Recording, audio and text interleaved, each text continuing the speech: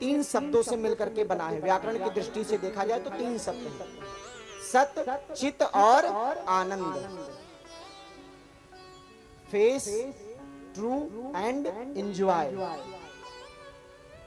आजकल हम लोग इस दृष्टि से इस नाम को देखते हैं। सत्य माने, जो व्यक्ति सबसे अधिक सत्य बोलता है, आप समझ लीजिए भगवान उसके हृदय में विराजमान है। जो व्यक्ति ज्यादा प्रपंच में नहीं पड़ता है, आप समझ जाइए कि उसके अंदर भगवान विराजमान है। कहने का तात्पर्य है, भगवान को अगर आप जल्दी पाना चाहते हैं तो सत्य बोलने का प्रयास करिए, सत्य बोलने का प्रयास करिए। दूसरा महाराज चित्त, चित्त यानी कि फेस, इंग्लिश भाषा में पूछा जाए तो फेस। लेकिन भगवान ने इस चित्त की बात नहीं करी है, भगवान ने आपके हृदय के चित्त की बात करी है। ये चाहे काला हो गोरा हो काम चल जाएगा, लेकिन ये अगर हृदय आपका काला हो गया तो फिर महाराज भगवान भी अपने से दूर ही रखते हैं। कहते हैं भैया ये हृदय का बड़ा कपटी व्यक्ति है। जब मानव नहीं बुलाता है अपने पास तो भगवान कहाँ बुला लेंगे? भाई जिस भगवान ने मानव को बनाया है, वही मानव आपको अपने पास बैठने नहीं दे रहा है। क्यों? क्योंकि आपके हृदय में कपट भरा हुआ है, तो भगवान आपको कहां से बैठने देंगे? इसीलिए अपना हृदय बड़ा सुंदर बनाइए। बसा हुआ भगवान सबके मन मंदिर में।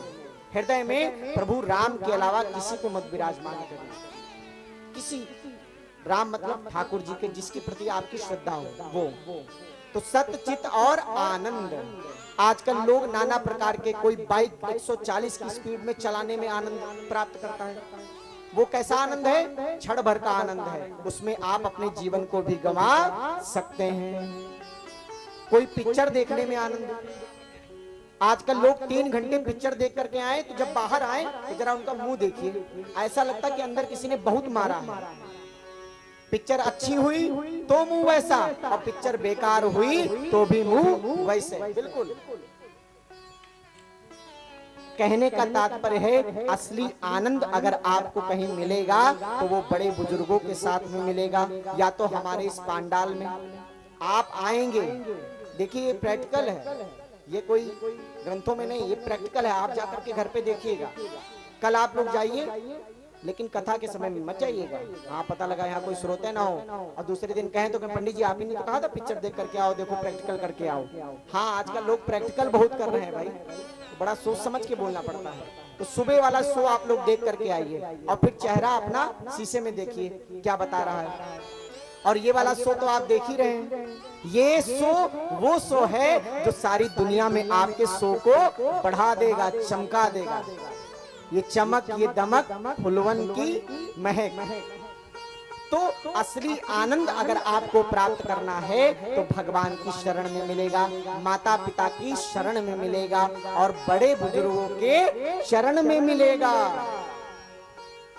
बड़े बुजुर्गों के चरण में मिलेगा वो आनंद जो कभी भी नष्ट होने वाला नहीं है। इसीलिए आप आनंद कंद भगवान सच्चिदानंद की शरण में बैठिए।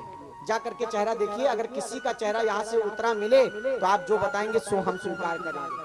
किसी का चेहरा उतरा हुआ नहीं, आप आए होंगे तो भले क्रीम छलक रही हो ना छलक रही हो, लेकिन जब जाएंगे तो क्रीम ऊपर ही दिखाई पड़ेगी।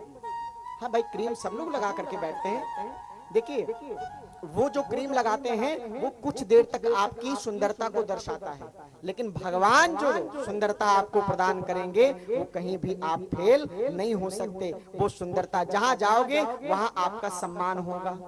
सुंदरता केवल चेहरे की नहीं, आपके वस्त्र ऐसे होने चाहिए कि आपका लोग, अब मेरा क्या भाई, मैं तो सभी से छोटा हूँ, लोग सम्मान करते हैं। किस बात का? मैं भगवान के गुण गा रहा हूँ, भगवान के दिए हुए वस्त्रों को मैंने धारण किया है, इसलिए हमारा सम्मान करते हैं। अभी बैठ करके हम यही पैंट और जीन्स पहन करके कोई और कार्य करने लगे, क्या कोई प्रणाम करेगा? क्या कोई सम्मान करेगा? नहीं। इसीलिए आप जैसा कार्य करेंगे उसी प्रकार से आपको सम्मान मिलेगा। कर्म प्रधान विश्व रचि राखा, जो जस करें सो तस फल चाखा। कर्म प्रधान विश्व रचि राखा, केवल आप अपने घर में रचेंगे नहीं, पूरे विश्व में आप रच सकते हैं। अगर आप कि कर्म अच्छे हो जाएं। राम भगवान के, मैं फिर वही बात कहूंगा, राम भगवान के 4 हाथ नहीं थे, 4 पैर नहीं थे, 2 हाथ और 2 पैर थे। बस उन्होंने क्या अपनाया? प्रातः काल उठे रघुनाथ, प्रातः काल उठे रघुनाथ, मातु पिता गुरु आवै माता, माता पिता गुरु आवै माता।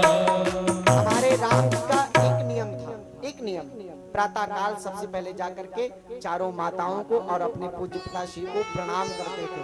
तो आज वो राम ऐसे राम हो गए कि हम लोग घर घर में उनकी पूजा करते हैं। घर घर में, मंदिर में लाखों लोग लाइन लगते हैं उन राम के लिए।